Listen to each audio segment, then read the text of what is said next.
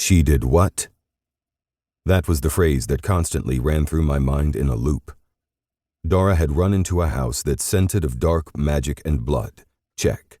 Dara had done some form of magic on her own, the likes of which nobody could explain to me, and hadn't said a thing. Check.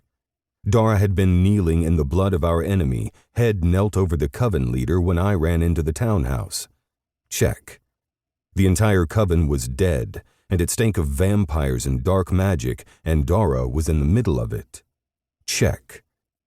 Dara had come to this place on her own without letting anybody know and bringing 2 other packmates with her, 2 other packmates who were not fighters.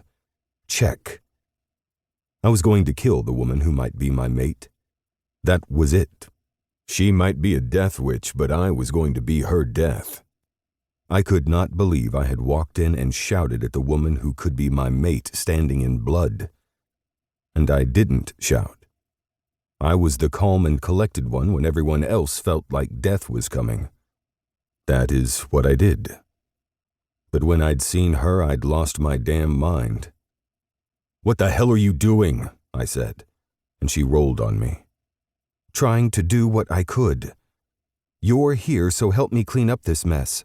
We don't need the humans to find it." And then she passed out. I cursed, catching her before she landed in the gore. She had used too much magic, like always, because she only took care of others and never thought about herself. What was I supposed to do with a mate like that? Nothing, that's what. There was nothing for me to do with a mate who not only didn't want me, but was trying to kill herself in the process. My wolf paced, shuddering, because it knew the truth. Because even if she continued this, if she stopped this and found a way to protect the pack without killing herself along the way, I knew I would be that last step. And neither one of us wanted to think about that. Wren was there in an instant, her lynx pulling at my wolf, needing my power as heir. That was what I was good for, the legacy for our alpha chase, and to help push power into those who needed it. Black smoke billowed in my face, the explosion ringing through my ears as I tried to suck in a breath, only to cough as inky tendrils of possibly poisoned gas wove its way through my nostrils and down my throat.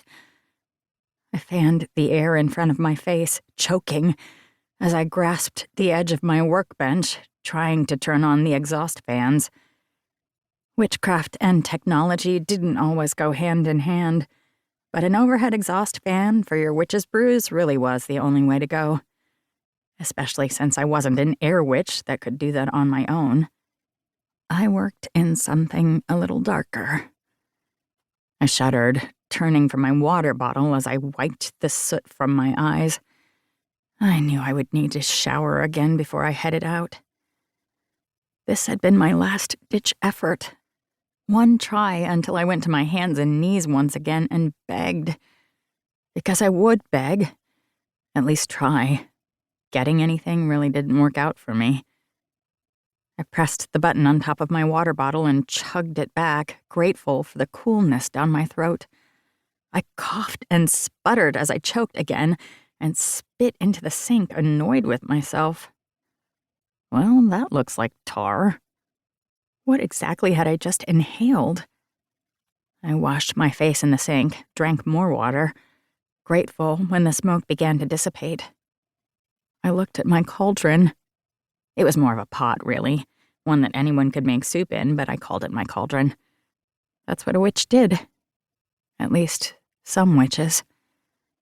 My friends from other packs who held power were earth witches and fire witches, water witches and air witches. I even knew a spirit witch, one who could commune with the dead and bring forth magic from a knowing and hidden place.